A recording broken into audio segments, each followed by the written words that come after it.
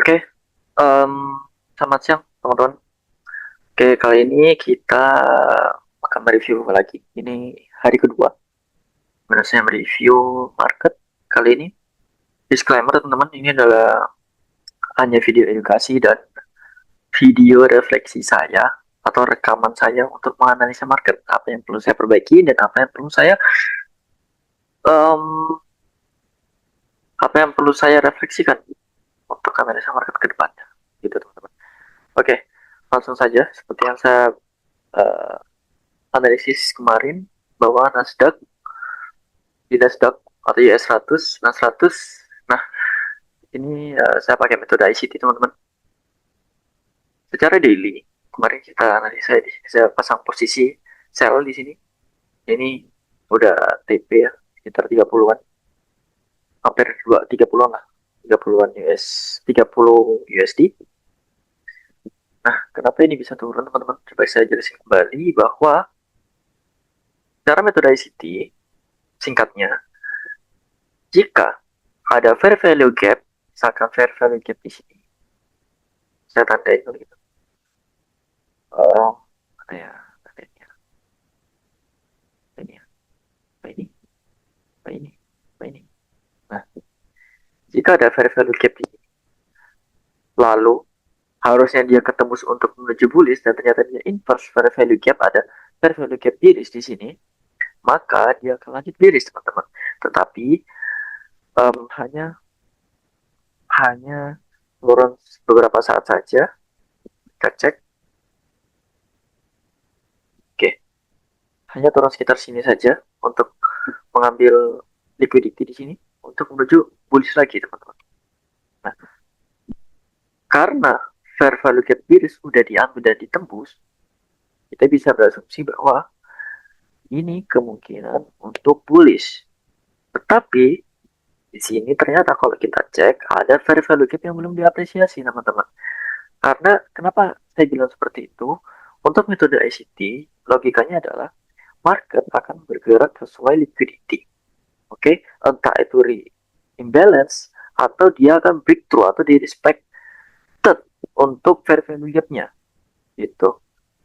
Jadi, kita berasumsi bahwa karena ada fair value gap bearish di sini dan candle menunjukkan selalu memantul di sekitar sini, selalu memantul, memantul, memantul, memantul dan memantul. Nah, di sini saya melihat candle hijau ini yang kecil di mana dia mantul banyak ke sweep. Nah, jadi jadi saya berasumsi bahwa fair value gap ini tidak akan tertembus dan ini tidak akan bullish gitu. Maka dari itu saya pasang sell di sekitar sini, bukan di sini. Karena kita masih belum tahu pastinya dia akan sell sekitar dia akan tembus bullish ke sini, dia akan tembus bullish ke sini atau dia akan menuju bearish. Kita kan nggak bisa tahu pastinya ya. Cuman yang bisa kita um, lakukan untuk market adalah melakukan reaksi saja kepada market gitu. Jadi di sini analisa singkat saya bahwa ini akan bearish. Di sini ada displacement ya untuk bearish di sini. Nah, lalu saya pasang sell. Sesuai di mana nanti take profitnya? Di sell side liquidity ini. Gitu. Karena biasanya market akan bergerak antara reimbalance fair value gap ini dan atau untuk tahan liquidity atau berburu liquidity-nya ini. Gitu. Nah, singkatnya seperti itu dan kemungkinan di sini akan muncul um, candle merah lagi, kecil mungkin. Lalu setelah itu baru dia akan bearish. Kemungkinan seperti itu. Gitu.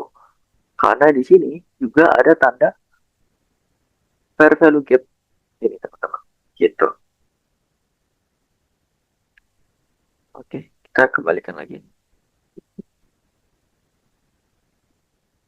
Oke, oke kita langsung tandain aja teman-teman.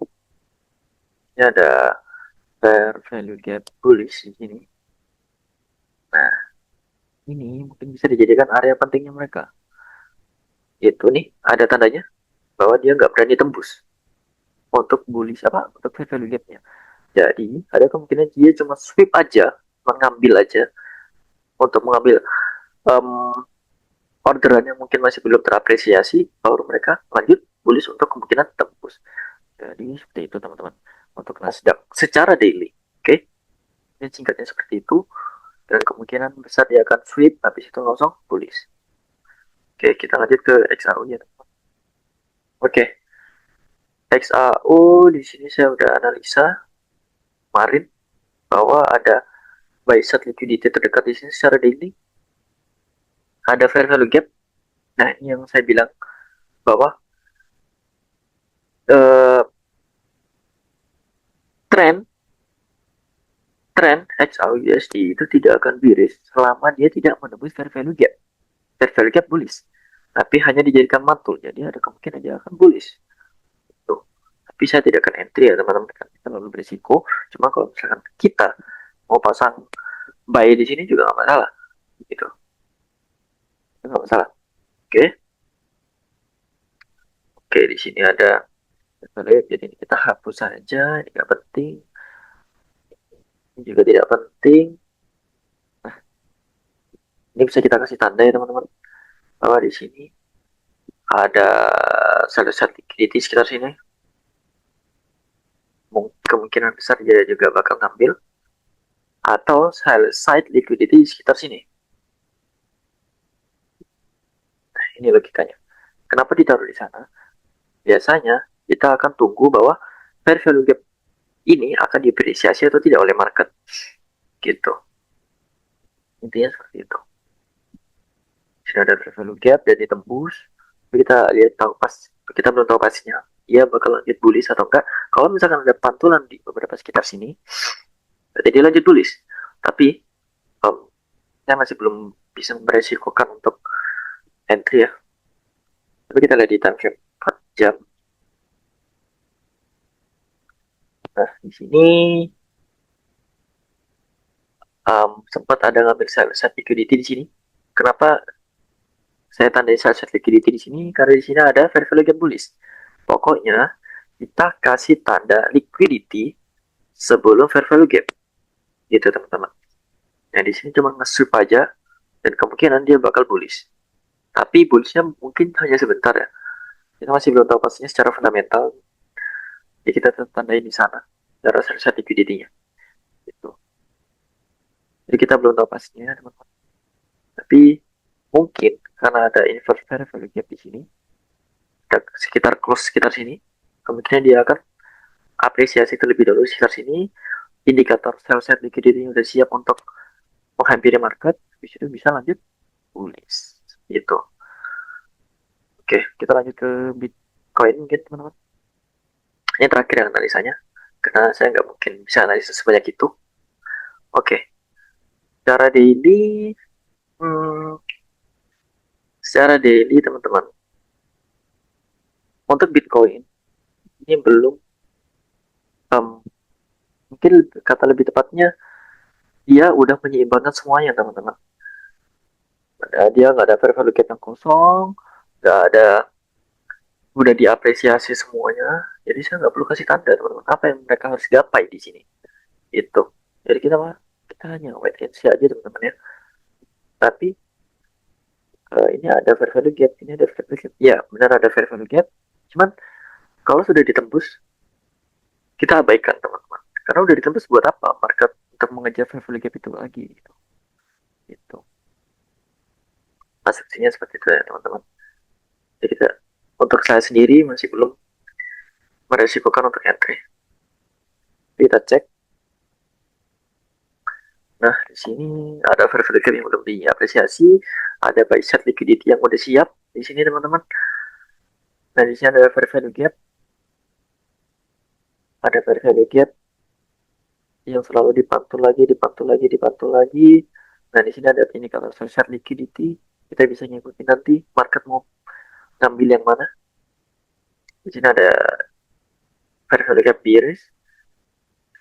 Ini ada candle hijau yang mencoba apresiasi tapi mantul lagi, dan kemungkinan diambil liquidity. Tapi kita belum tahu pastinya dia bakal lanjut ke sini atau ambil liquidity secara besar. atau sampai order block sini yang bawa sendiri, atau hanya sekitar sini aja, terus lanjut bullish, habis itu kita pasang sell. Jadi kemungkinan besar secara fundamental teman-teman, mungkin kita bisa pasang sell stop sekitar sini. Kapan kita harus hajar sell stop di sini? Ketika ada displacement. Displacement itu adalah candle seperti candle merah ini teman-teman. Tapi ini candlenya hijau. Habis itu inverse fair value gap. Jadi kita lanjut untuk bearish. Seperti itu. Mungkin analisanya itu aja teman-teman. Ini hanya untuk gambaran saya dan untuk record saya bagaimana analisa saya di market gitu. Ini sekian dari saya. Terima kasih.